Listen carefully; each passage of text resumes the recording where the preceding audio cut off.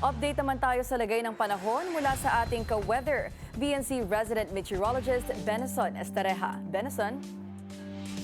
Magandang gabi, Miss Ivy. Sa ngayon po, meron tayong monitor na bagyo sa labas ng Philippine Area of Responsibility. Ito ay tropical storm with international name na Pelu at huling namataan at 2,200 kilometers silangan ng extreme northern Luzon. Base sa ating analysis, hindi po ito papasok ng ating area of responsibility. Subalit itong si Pelu, together pa rin with Typhoon Dolphin, plus isa pang tropical depression na mas malayo sa ating kalupaan, ito ay nag-i-enhance pa rin ng southwest monsoon or hanging habagat sa ating bansa sa susunod na 24 oras. Pinaka-apektado ng pabugso-bugsong malakas na ulan within 24 hours ang Ilocos Sur, La Union, Benguet, Zambales, Bataan at Occidental Mindoro. Kahit mag-ingat pa rin po sa banta ng mga pagbaha at pagguho ng lupa. In fact, meron tayong heavy rainfall warnings pa rin, red rainfall warning sa may La Union, dito rin sa may Benguet, Zambales at mga kalapit po na bayan dito sa may Tarlac and Bataan. Kaya mag-ingat pa rin sa mga torrential rains within the next 2 hours.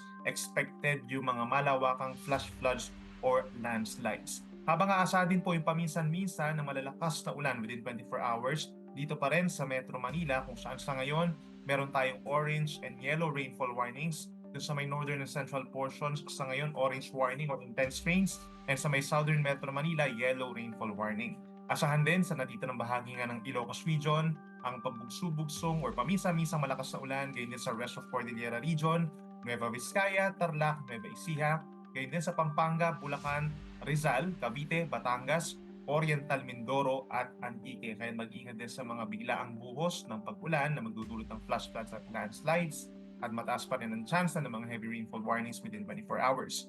Meron din kalat-kalat na ulan and thunderstorms sa mga generally light to moderate rains over Negros Island Region, natitirang bahagi ng Western Visayas, rest of Luzon, kabilang na yung Batanes, habang dito naman sa mga hindi natin nabanggit na lugar sa Visayas and Mindanao, fair weather conditions pa rin po within 24 hours at may chance na lamang ng isolated na ulan or mga localized thunderstorms.